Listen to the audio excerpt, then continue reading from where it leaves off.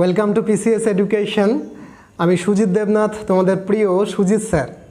আজকের এই ক্লাসে আমরা কি পড়ছি? Central problems of economy. একটা দেশের অর্থনীতি ঠিক কি কি সমস্যা ফেস করে, এটা আজকে আমাদের বিষয়।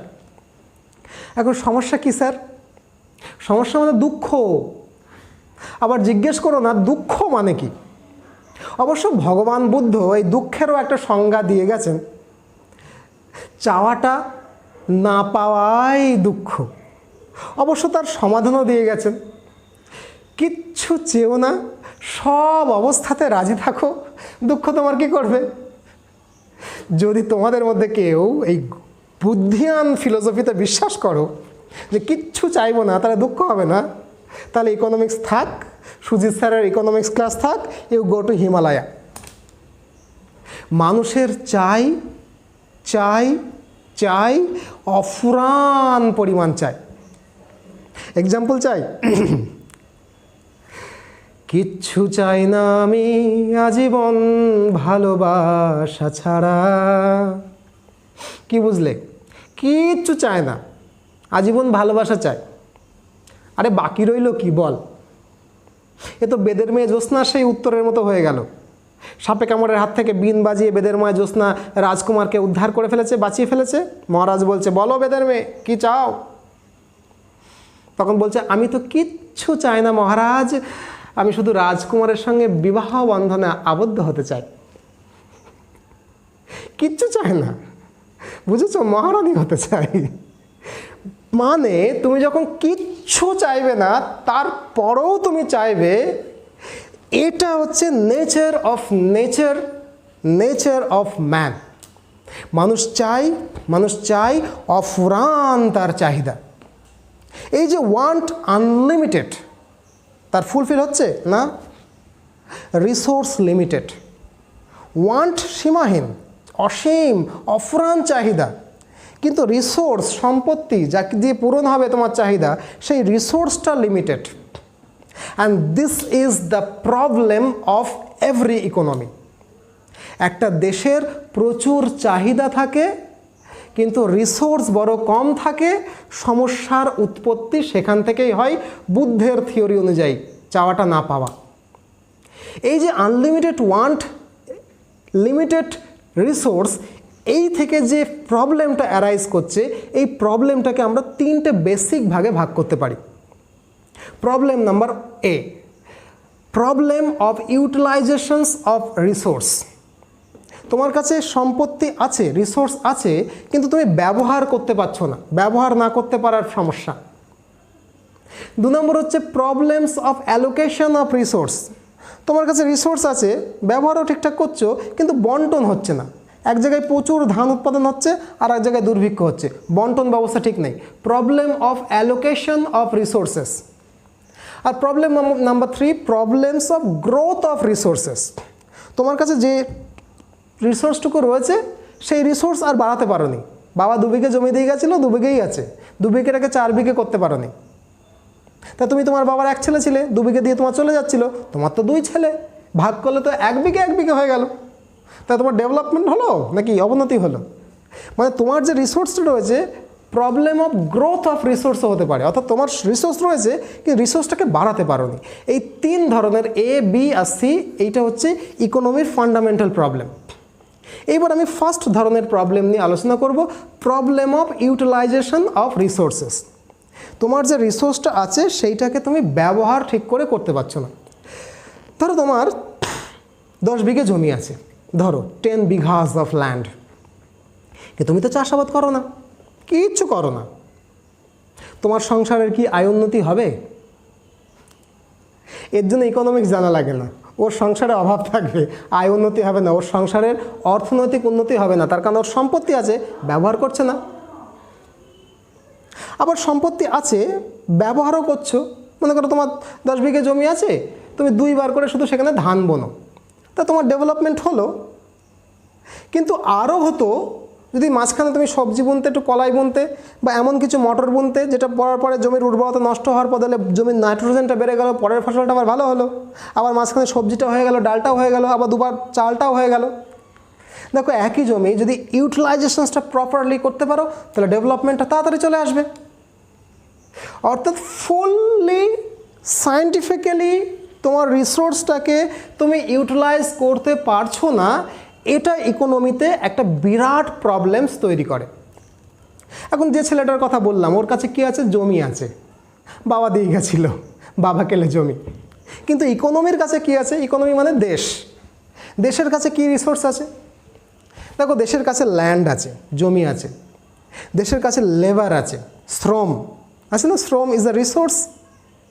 দেশের কাছে ক্যাপিটাল আছে, অর্থ। দেশের কাছে টেকনোলজি আছে, এটা একটা রিসোর্স। দেশের কাছে মানব সম্পদ আছে, হিউম্যান রিসোর্স, তাই না? মানুষ তো একটা রিসোর্স। দেশের কাছে ন্যাচারাল রিসোর্স আছে, কয়লার খনি আছে, তেলের খনি আছে, মাছ আছে, জঙ্গলের মধু আছে, কাঠ আছে, ন্যাচারাল। সো এই সমস্ত রিসোর্স থাকলেও তুমি যদি একটা ইকোনমি, এই দেশ সেই রিসোর্সগুলোকে প্রপারলি ইউটিলাইজেশন না করতে পারো, প্রপার ইউটিলাইজ না হয়, তাহলে this is a problem, a threat to your economy. So this is one. Number two হচ্ছে প্রবলেমস অফ, মানে বি আর কি, problem of allocation of resources. অর্থাৎ রিসোর্স তোমার আছে কিন্তু বন্টনটা ঠিক হয়নি। এখন এই যে রিসোর্স আমি আছে আমার কাছে, আমি ইউটিলাইজেশনটাও করছি, কিন্তু ইউটিলাইজেশন করতে গেলে না আমার তিনখানা কোয়েশ্চেন চলে আসে যে দাদা আমি তো আমার রিসোর্সটাকে ব্যবহার করে প্রোডাক্ট প্রডিউস করব, কোনো কিছু একটা উৎপাদন করব। যেমন জমিতে আমি ধান বুনে চাল পাবো, তাহলে আমার রিসোর্স আছে, ইউটিলাইজেশন করার পরে সেখানে আমার কিছু প্রোডাকশান হবে। এই প্রোডাকশান যেটা আমাদের মূল লক্ষ্য ইকোনমির, প্রোডাকশান, সেই প্রোডাকশানের কাছে না সামনে না তিনখানা কোয়েশ্চেন থাকে। The first question is what to produce, কি প্রডিউস করব, হাউ টু প্রডিউস, কীভাবে প্রডিউস করব, অ্যান্ড থ্রি হচ্ছে to whom, for whom to produce, কাদের জন্য প্রডিউস করব। দেখো এই তিনটে উত্তর যদি তুমি খুঁজে পেতে চাও তাহলে দেখো অর্থনীতির আবার ভিন্নতা চলে আসবে, অর্থনীতি ডিভাইডেড হয়ে যাবে। আমি কিন্তু প্রবলেম নিয়ে আলোচনা করছি। দেখো ফার্স্ট কোয়েশ্চেন হচ্ছে হোয়াট টু প্রডিউস, আমি কি উৎপাদন করব। আমি কি বস্ত্র, খাদ্য, বস্ত্র, বাসস্থান তৈরি করব শুধু, যেটা বেসিক নিডস আমার পূরণ করবে, নাকি লাক্সারিয়াস গুডস বানাবো যেটা ধনীরা ব্যবহার করে? একদম লোকের ঘর না থাকা থাকুক, খাবার না পায় না পাক, ধনীরা যাতে লাক্সারিয়াস গুডস ব্যবহার করতে পারে সেইটা আমি উৎপাদন করব। যেটা আমি উৎপাদন করব, হোয়াট টু প্রডিউস, এর আনসারটা যদি দিতে হয় তাহলে দেখো ইকোনমি আবার ডিভাইড হয়ে যাবে, দুরকম তিন রকম হয়ে যাবে। দুরকমভাবে এর আনসার দেওয়া যায় হোয়াট টু প্রডিউস। এক ধরনের ইকোনমি বলছে আরে মার্কেটে যেটা চাহিদা আছে ভাই, বেচলে লাভ হবে, ওইটা উৎপাদন করো, গরিবদের জন্য অত ভাবার দরকার নেই, প্রফিটটা যেন মোটা হয়। অর্থাৎ যা উৎপাদন করলে মার্কেটের চাহিদা অনুযায়ী আমি মিটিয়ে আমার লাভের অঙ্কটা ঘরে আসবে ভালো, আমি শুধু সেইটাকে মাথায় রেখে যদি উৎপাদন করি তখন সেই ধরনের অর্থনীতিকে বলা হয় ক্যাপিটালিস্টিক ইকোনমি, ধনতান্ত্রিক অর্থনীতি, যেখানে ধনটাই হচ্ছে আসল, সমাজটা অতটা আসল নয়, বড়লোকের জন্য সব কিছু, ধনীদের জন্য প্রফিটটা হচ্ছে ম্যাক্সিমাম করতে হবে। সেই অনুযায়ী হোয়াট টু প্রডিউসের আনসার তাহলে ক্যাপিটালিস্টিক ইকোনমি। কিন্তু যদি মনে করো না আমি এমনভাবে প্রোডাকশনটা করব, হোয়াট টু প্রডিউস, কী প্রডিউস করব যাতে করে ম্যাক্সিমাম পপুলেশন স্যাটিসফাইড হয়, দেশের বেশিরভাগ সব মানুষের নিডসটা, গরিব মানুষের নিডসটা স্যাটিসফাই হয়, তার জন্য খালি প্রোডাকশন করব, তখন তুমি হয়ে গেলে সমাজতান্ত্রিক ইকোনমি। আমরা নিরপেক্ষ নই, আমরা শোষিত বঞ্চিত, তাই না, গরিব মানুষের পক্ষে বলেই দিচ্ছে আমরা ভাই নিরপেক্ষ নই, আমরা শোষিত বঞ্চিত নিপীড়িত মানুষের পক্ষে। তার মানে তোমার হোয়াট টু প্রডিউসটা যদি শোষিত নিপীড়িত বঞ্চিত মানুষের চিন্তা করে হয় তাহলে তোমার ইকোনমি হচ্ছে সোশ্যালিস্ট ইকোনমি। কিন্তু তুমি যদি মনে করো না না মোটামুটি সমাজের সবার জন্য ভাববো, আবার বড় লোকদের কথা ভাববো, অন্ন বস্ত্র বাসস্থানও তৈরি করবো, আবার লাক্সারিয়াস গুডও তৈরি করবো, মাঝখানে চলবো, তখন সেটা হবে মিক্সড ইকোনমি। মানে ধনতন্ত্রের কিছু গুণ থাক, ক্যাপিটালিস্টিকেরও কিছু গুণ থাক সমাজতন্ত্রের, ধনতন্ত্রের, সমাজতন্ত্রের গুণ মিশিয়ে আমি একটা অর্থনীতি তৈরি করব, তাহলে সেটাকে বলছে মিশ্র অর্থনীতি। তাহলে হোয়াট টু প্রডিউস আনসার যদি করতে হয়, তাহলে we can divide hour economy into 3 types: capitalistic economy, socialistic economy, mixed economy. এই 3টে কিন্তু আমি পরের ক্লাসে পড়াবো। নেক্সট হচ্ছে হাউ টু প্রডিউস, কিভাবে আমি প্রডিউস করব। এখন প্রডিউস মনে করো কাপড় প্রডিউস করবে, হয়তো তুমি ঠিক করে নিয়েছো তুমি কাপড় বানাবে, আচ্ছা ঠিক আছে। এখন এই হাউ টু প্রডিউসটা দুরকমভাবে হতে পারে। আমি ক্যাপিটাল লেস ইউজ করব, মানে বেশি ক্যাপিটাল ব্যবহার করব না, কিন্তু লেবার প্রচুর ব্যবহার করব, যাতে করে ম্যাক্সিমাম এমপ্লয়মেন্টটা হয়, সবার ভালো হয়, সবাই একটু খেতে পায়। আমার লেবার বেশি, ক্যাপিটাল কম, সবার সুখ দেখছি, এই প্রবণতাটা, প্রফিটটা উদ্দেশ্য নয় হাউ টু প্রডিউসের ক্ষেত্রে, এমপ্লয়মেন্টটা উদ্দেশ্য, সবার সুখটা উদ্দেশ্য। এই যে সর্বজন সুখায় সর্বজন হিতায় ব্যাপার, প্রফিটের দিকে আমার মানসিকতা নেই, মেন্টালিটি নেই, এইটাকে বলা হবে labour intensive method of production. Labour intensive method of production বামপন্থী সমাজতান্ত্রিক ঘেঁষা, অর্থাৎ এই যে labour intensive method of production, এটাকেই কিন্তু আমার সমাজতন্ত্র বলে। অর্থাৎ আমার ঠাক ঠাক ঠাক ঠাক ঠাক ঠাক চাই, আধুনিক টেকনোলজি চায় না। হ্যালো, আধুনিক টেকনোলজি আমার চায় না, হাতে বোনা তাঁতি চাই। ক্যাপিটাল আমার চায় না, তাঁতি হাত বুনলেই হবে, মাল প্রোডাকশন যেটুকু হয় হোক, কিন্তু সবার জন্য কাজ থাকে। হাউ টু প্রডিউসের আর এক রকম ব্যবহার হতে পারে, আমি প্রচুর পরিমাণে ক্যাপিটাল ইনভেস্ট করব, টেকনোলজি ইউজ করব, আর লেবারটাকে লেস করব। মানে লেবার না করতে পারলেই ভালো, বড় বড় মিল বানাবো, সেখানে সব অটোমেটিক হয়, 10 জন কর্মচারী হলে আমার পুরো মিল চলে যাবে, তারা শুধু দেখভাল করবে, সব কাজ মেশিন করে দেবে। তাহলে high capital, high use of technology but low labour, এটাকে বলা হয় capitalistic intensive method of production. এই যে capitalistic intensive method of production, এটা কিন্তু ধনতান্ত্রিক ভাবধারা। আমেরিকা, বোঝা গেল কথাটা? মানে ধনীদের চিন্তা করো, প্রফিটটা ম্যাক্সিমাম করো, লোকে খেতে পায় না পায় না পাবে, গরিব মানুষের চিন্তা করার দরকার নেই, ধনতান্ত্রিক ভাবধারা। ক্লিয়ার হলো কি হলো না? আবার তুমি যদি মনে করো না আমার কিছু কিছু মেশিনও ইউজ করবো, আবার ক্যাপিটাল ইউজ করবো, আবার যাতে ম্যাক্সিমাম সুখ হয়, এইরকম মিক্সড একটা ব্যাপার করবো, তখন তুমি কী হবে? হাউ টু প্রডিউসের উত্তর খুঁজতে গিয়ে তোমার ইকোনমি হয়ে যাবে মিক্সড ইকোনমি। যদিও দুনিয়াতে এখন সবই মিক্সড ইকোনমি, কেউ ধনতান্ত্রিক নেই, কেউ পুরো সমাজতান্ত্রিক নেই। আমি পরে যখন ওইগুলো পড়াবো তখন বলবো। The next question is for whom to produce. কাদের কথা মাথায় রেখে আমি প্রোডাকশানটা করব, আমি জিনিসপত্র উৎপাদন করব, বানাবো? কাদের কাছে বেনিফিটটা পৌঁছবে? যদি বেনিফিট টু দ্য পোর্স হয়, গরিব মানুষের বেনিফিটস গরিব মানুষের হয়, আমার প্রোডাকশনের উদ্দেশ্য গরিব মানুষকে বেনিফিট পৌঁছানো হয়, আমরা নিরপেক্ষ নই, আমরা শোষিত বঞ্চিত নিপীড়িত মানুষের পক্ষে, এইটা যদি পারপাস অফ প্রোডাকশন হয়, তাহলে সেটা সমাজতান্ত্রিক হবে।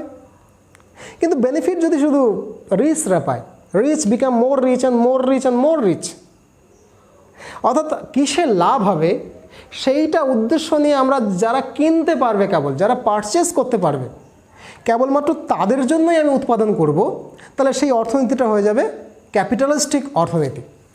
যদি ব্যালেন্স করে চলি, দুটোই মিশিয়ে মিশিয়ে, তখন হবে মিক্সড ইকোনমি।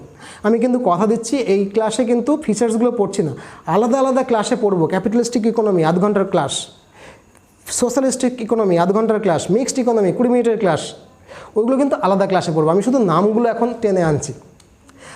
আর সেন্ট্রাল প্রবলেমের মধ্যে 3 নম্বর যে প্রবলেম নাম্বার সি, সেটা হচ্ছে problem of growth of resources. তোমার রিসোর্স আছে, কিন্তু রিসোর্সটা বাড়ছে না, তার জন্যও কিন্তু তোমার সমস্যা, অর্থনীতিতে সমস্যা দেখা দিতে পারে। কীরকম? তুমি মনে করো তোমার বাবার একমাত্র ছেলে ছিলে, বাবা তোমাকে 10 বিঘে জমি দিয়ে গেছিলো, ভালো, তাহলে 10 বিঘে জমি তুমি মোটামুটি চালিয়ে খেটে খুঁটে পেট চালিয়ে ফেলেছো, 10 বিঘেটাকে 12 বিঘে করতে পারো নি। কিন্তু তোমার 2 ছেলে, জনসংখ্যা বেড়ে গেছে, এইবার তোমার 10 বিঘে জমি তোমার মৃত্যুর পরে 2 ছেলের মধ্যে ভাগ হবে কত? 5-5। তাহলে তোমার কি উন্নতি হলো নাকি অবনতি হলো? অর্থাৎ পপুলেশনস বেড়ে যাচ্ছে, কিন্তু রিসোর্সটাকে তুমি বাড়াতে পারছো না। যেটুকু রিসোর্স আছে সেটুকুই রিসোর্স আছে, তাহলেও তোমার অর্থনীতি থ্রেটের মুখে পড়বে কি না? তোমার 2 ছেলে, তার থ্রেট হবে কি না তাদের? তুমি তো 10 বিঘে খাটিয়েছো, তার তো 5 বিঘে হয়ে গেল। তাহলে জনসংখ্যা বেড়ে যাচ্ছে, রিসোর্স একই আছে, রিসোর্সকে বাড়াতে পারছো না, তাহলে তুমি অর্থনীতি একটা সমস্যার সম্মুখে পড়বে। এটাকে বলে problem of growth of resources. Sir আমার রিসোর্সটাকেও বাড়ানো যায় নাকি? হ্যাঁ, কী করে স্যার? আমার স্যার একটা কয়লার খনিতে যদি 10 টন কয়লা থাকে, তাহলে আপনি কী করে স্যার সেটাকে 14 টন করবেন, 20 টন করতে পারবেন? তো 10 টনই থাকবে, তাহলে আপনি কী করে রিসোর্স বাড়াচ্ছেন? এই জন্যই তো সুজিত স্যার ইকোনমিক্স পড়াচ্ছি। আমি একদম বাস্তব জীবনে এক্সাম্পলস দিয়ে তোমাকে বুঝিয়ে দেবো রিসোর্স চাইলে বাড়ানো যায়, কিন্তু অধিকাংশ লোকই রিসোর্স বাড়ায় না। অর্থনৈতিক গুলি মারো, ভারতের ইকোনমি গুলি মারো, চলো তুমি চাকরি পেয়েছো, দেখো তোমার গ্রোথ অফ রিসোর্স হচ্ছে না, ঠিক আছে? তুমি হচ্ছে বোকা, গরিব লোক, গরিব মেন্টালিটির লোক, চাকরি পেয়েছো, কত বেতন নিয়েছো? 40,000, 40,000 বেতন পেয়েছো। এবার তুমি তো গরিব মেন্টালিটির লোক, তুমি তো রিসোর্স বাড়াতে চাও না, তুমি করলে কি 40,000 টাকা বেতন পেলে? প্রথমে মনে হলো আমি তো 40,000 টাকা বেতন পাওয়ার WBCS অফিসার, তাহলে আমার হাতে একটা আইফোন না থাকলে মানায়, অ্যাপেল কাম করতে আইফোন চাই, কিনলাম EMI, মাসে মাসে 2,000 টাকা করে EMI পড়লো। 40,000 টাকা পেতে 2,000 টাকা এখন EMI দিতে হচ্ছে। তারপরে মনে হলো একটা বাইক না হলে কি চলে? এদিকে কিন্তু গরিবের ছেলে, সাইকেল চালিয়ে এতদিন বড় হয়েছে, কিন্তু এখন বাইক না হলে চলছে না, কিনলে একটা বাইক, মাসে মাসে EMI কত হচ্ছে? 6,000 টাকা, 2 ছিল আর 6 কত হলো? 8,000 টাকা। এবার মা বললো, হ্যাঁ রে বিয়ে থাকা করবি? বিয়ে তো করতেই হবে, ওই জন্যই তো চাকরিটা পাওয়া। তাহলে ওটা জমি কেন, বাড়ি কর, জমি কিনে বাড়ি করে তুমি 25 লাখের বাড়ি যখন কমপ্লিট করলে, ব্যাংক বলছে মাসে মাসে 22,000 টাকা করে EMI। কতদিন না? 30 বছরের টার্ম, 30 বছরের টার্ম, মাসে মাসে 22,000 টাকা, মোবাইলের জন্য 2,000 টাকা, বাইকের জন্য 6,000 টাকা, হয়ে গেল 30,000 টাকা। তুমি মাইনে পাও 40,000 টাকা, 10,000 টাকা দিয়ে কোনো ক্রমে সংসারটা চলে, মাঝে মাঝে পুরী বেড়াতে যেতে পারো, এর বেশি কিছু করতে পারবে না। আর নাতি নাতনি প্রভিডেন্ট ফান্ড থেকে যেটুকু পাবে সেটুকুই রেখে যেতে পারবে, এর বেশি কিছু নয়। বুড়োকালে রিটায়ার্ডের সময় যদি কিছু টাকা পাও, তাহলে একটা দোতলা বাড়ি বানাতেও পারো, because you are a poor মেন্টালিটির লোক, তুমি রিসোর্সটাকে বাড়াতে পারো না। স্যার খুব জ্ঞান দিচ্ছেন না? হ্যাঁ, বাচ্চা ছেলে পেয়ে আপনি না ইকোনমিক্স ভালোই বোঝেন, তাহলে আমার জ্ঞান দেবেন? হ্যাঁ, দেখো রিসোর্স বাড়াচ্ছি আমি, দেখো রিসোর্স আমি এই ছেলেটারই বাড়াচ্ছি। 40,000 টাকা চাকরি পেয়েছে না, 40,000, 10,000 টাকা সংসার খরচে দিয়েছে, ভাঙা ফোনটাকে দিয়ে চালাই, বাসে করে চাকরি করতে যায়, টাকাটা হারকিপ্টের মতো 30,000 করে জমায়, 2 বছর জমিয়েছে, কত হবে হিসেব করে নিও। 2 বছর জমানোর পরে অথবা একটু ধারটার করে বা সামথিং কিছু, সে একটা গাড়ি কিনেছে 4 চাকা। স্যার আবার গাড়ি কেনাচ্ছেন? তাহলে তো আবার সেই EMI। না বাবা, গাড়ি কিনেছে চড়ার জন্য নয়, ওলাকে ভাড়া দিয়েছে, ওলা উবের, ওদের নিজের গাড়ি নেই, কিন্তু তোমাদের গাড়ি ভাড়া নিয়ে চালায়। ড্রাই গাড়ির মাসের ভাড়া সে পাচ্ছে 15,000 টাকা। 2 বছর পর তার 40,000 টাকা ছিল রোজগার মাস মাইনে, এখন 55,000 টাকা সে পাচ্ছে। এই 55,000 টাকা থেকে 10,000 টাকা ও সরিয়ে দিল, আরও 5 বছর কী করলো, জমালো, জমি কী করলো, একটা বাড়ি করলো, কিন্তু সেই বাড়িটা রাস্তার ধারে, বাস করছে ভাড়া বাড়িতে, কিন্তু সে 2 তলা করে 3 তলা করে দিয়ে ওপর তলায় থাকলো, 1 তলায় ব্যাংক, 1 তলায় আরেকটা ব্যাংক, আর নিচতলায় মোটরসাইকেলের গ্যারেজ ভাড়া দিয়েছে, এদিকে ATM আছে, এদিকে ATM আছে। বন্ধু 10 বছর পরে তুমি যখন মাসে 10,000 টাকা দিয়ে কষ্টে সৃষ্টে সংসার চালাবে, ওর তখন মাসে 1.5 লাখ 2 লাখ টাকা আয়। আরে চাকরি তো তুমি 40,000 টাকা দিয়ে শুরু করেছিল, ও 40,000 টাকা দিয়ে শুরু করেছিল, ও রিসোর্স দিয়ে রিসোর্স তৈরি করতে পেরেছে, তুমি রিসোর্সটাকে ক্ষয় করিয়েছো। ও অ্যাসেট বানিয়েছে, তুমি লাইবিলিটি বানিয়েছো, তোমার কাজ ঝুলে গেছে, ওর অ্যাসেট হয়েছে, তোমার লাইবিলিটি হয়েছে। একটা দেশ, একটা ইকোনমি, তার যে এক্সিস্টিং রিসোর্স, সেইটাকে খাটিয়ে যদি রিসোর্সটাকে আরও বাড়াতে না পারে, তাহলে হি উইল নেভার ডেভেলপ। বাবার 10 বিঘে জমি ছিল, তোমার 2 ছেলে, তুমি বাড়াতে পারো নি, 5 বিঘে 5 বিঘে করে হয়ে যাবে। তোমার যেটুকুই রিসোর্স ছিল, জনসংখ্যা যদি বেড়ে যায়, তাহলে তুমি ডেভেলপিং কান্ট্রি হবে না, আন্ডার ডেভেলপড কান্ট্রি হবে। কিন্তু যে দেশটা, যার যেটুকু রিসোর্স আছে, সেইটাকে একটু ক্রমান্বয়ে জিডিপি বেড়ে যাচ্ছে, উন্নতি করছে, তার মানে রিসার্চ বাড়ছে, ডেভেলপিং কান্ট্রি। আর কিছু লোক আছে যাদের বাপ ঠাকুরদাদের আমল থেকে বেড়ে গেছে তারা হচ্ছে নাতি ছেলে, ভোগ করছে। তারা হচ্ছে প্রচুর রিসোর্স, তাদের বাবা ঠাকুরদাদা আরও রিসোর্স বাড়িয়ে ফেলেছে, বাবা আরও রিসোর্স বানিয়ে ফেলেছে, এখন তারা ডেভেলপড কান্ট্রি। এই যে গ্রোথ অফ রিসোর্সের উপরে বেস করে কান্ট্রির ইকোনমি 3 রকমের হয়। একটা হচ্ছে under developed, growth of resource হয় না, this is the problem. Developing হয়, ডেভেলপড হয়ে গেছে। সো এইগুলো আমি আরেকটা ক্লাসে পড়াবো, সামনের ক্লাসে developed, under developed, developing, capitalistic, socialistic and mixed economy নিয়ে পড়বো। আশা করি ভালো লেগেছে, মজা করেছি অনেক। এই যে ক্লাস করছি আমি একটুখানি দুঃখের কথা বলছি, এতক্ষণ হাসি হাসি মুখে কথা। আমাদের সমস্ত সেন্টার্সগুলো আমরা অফ করে দিয়েছি, খুব কষ্টের। আমি আমার স্টুডেন্টসদের সামনে দাঁড়িয়ে পড়াতে পারছি না। সমস্ত স্টুডেন্টসদেরকে আমরা 10টা ব্যাচে ভাগ করে আপাতত অনলাইনে পড়াচ্ছি। আর যারা নতুন স্টুডেন্টস তাদের জন্য 11 নম্বর ব্যাচ ওপেন করে ফেলেছি। সপ্তাহে 6 দিনের ক্লাস, অনলাইন ক্লাস সপ্তাহে 2টো করে ক্লাস। ওকে, ক্লাসের সঙ্গে অবশ্যই mock test, weekly mock test, monthly mock test. আমি একা নয়, আমি আর সহ আমার টিচার যারা আছে তারা সহ সবাই মিলে পড়াবো, আর দায়িত্ব বা গাইড করব আমি। If you are serious enough, আমার কাছে হয়তো যেহেতু করোনা পরিস্থিতিতে আমাদের সেন্টারে পড়তে যেতে পারছো না, যদি আমার উপরে ভরসা হয় তাহলে এইটার জন্য কোর্স ফিস দিতে হবে না, শুধুমাত্র মান্থলি ফিস দিলেই হবে, এবং সেটাও খুব সামান্য মান্থলি ফিস। বিশ্বাস না হলে এই ফোন নম্বরে ফোন করে দেখতে পারো। আর রুটিন যদি পেতে হয়, ডেসক্রিপশনে একটা লিঙ্ক আছে, সেই লিঙ্কে গিয়ে রুটিনটাকেও ডাউনলোড করে নিতে পারো। এই ফোন নম্বরে ফোন করে বলো যে সুজিত স্যারের অনলাইন ব্যাচ হচ্ছে ব্যাচ 11, সেই ব্যাচ 11 আমি ভর্তি হতে চাই, যেটা মান্থলি ফিজে চলে। আমার সঙ্গে তোমরা সেই সময় কথা বলতে পারবে, হোয়াটসঅ্যাপ গ্রুপে চ্যাট করতে পারবে, সমস্যা হলে জিজ্ঞেস করতে পারবে। পরীক্ষা হবে যেরকমভাবে পড়া হয়, শুধুমাত্র অনলাইনে হবে। ভালো থাকো, তোমার গুরু স্যার হওয়ার অপেক্ষায় আমি রইলাম। দেখা হচ্ছে পরের ভিডিওতে, আপাতত এ পর্যন্তই, টাটা, বাই। আর একটা কথা, ভিডিওটাতে লাইক করতে ভুলো না, একটা কমেন্টও করো, নতুন হলে সাবস্ক্রাইব করে রাখো। খুব শীঘ্রই আবার দেখা হচ্ছে, টাটা, বাই।